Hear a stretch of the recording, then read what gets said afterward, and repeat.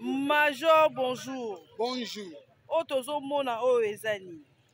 Ezali ba calibre ceinturon na web na mwambeli oyo ba Pacifique oyo babengaka bango ba coupeur de route ba utilisaki na butu ya lelo vers 2 heures du matin na village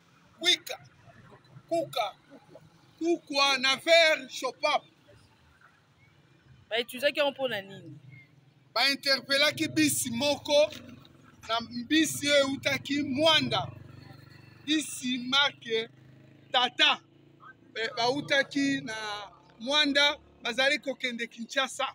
Nde baetelemisaki yango nde babandaki kosala biloko ya buzoba bazali kostorsione bango. Babomi bato na biso wana. Babomi te kaka chauffeur nde azwi blessure azwi pota. Kote nini?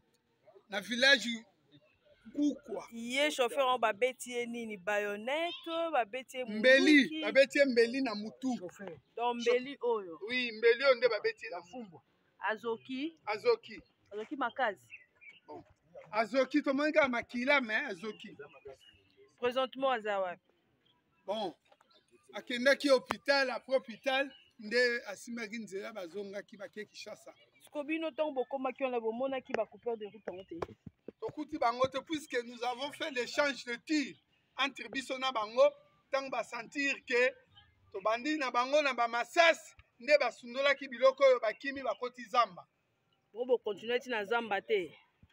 Bon, tokolanda bango ti na zamba te puisque bakendaki vers nzela ya sep.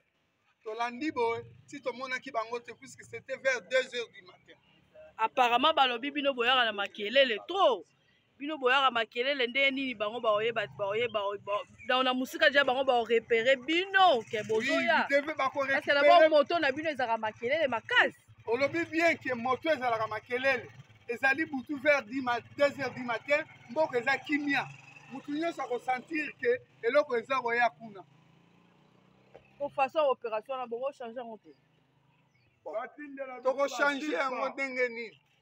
Toko changer yango ndenge puisque tozo senga immobilité bayela biso mituka.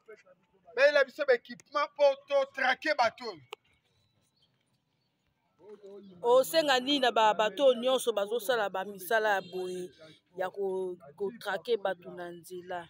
Oui, bayeba ke misalo bazali kosala police azali sima na bango tokoluka bango ti na suka minduki opesalaka ezosala mais na moni ba masasi ezate la kati non eza na seza ba kotaka masaso ya 00 ba cartouche kotaka ba cartouche batiaka ba cartouche na ba poche aposo bangi babeta bakoti si babeti nde yango wana ekoboma pe mutu. Oui, ekoboma même 3 ou 4 personnes so boza esika moko lokola eza ba masasi epumbwaka kana cartouche. Oui, kaka na cartouche.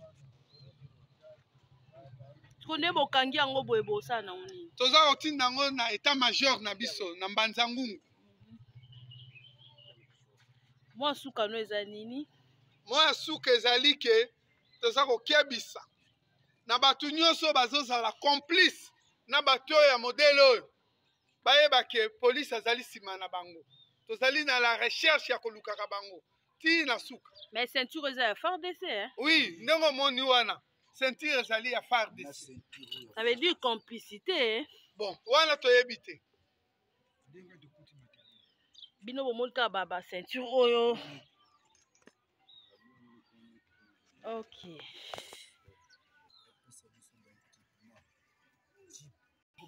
ba cartouche oyo basalelaka yango oyo so bazwi yango bakoti na munduki bakoti si babuki monduki bakoti si yango oyo apoya bakanga esali bakangi apo boya obeta mbamo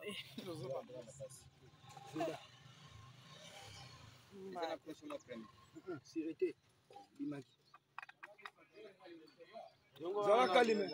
Papa, zala kalime mutasimbi minisho za timu mutasimbi.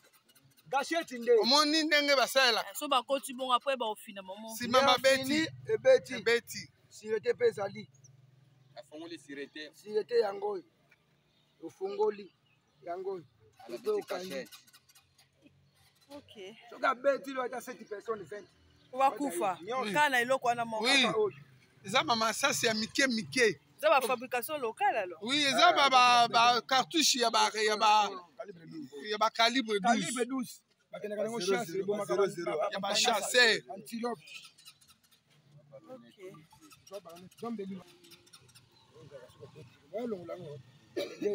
yango moko moto ekimaka oyo ekime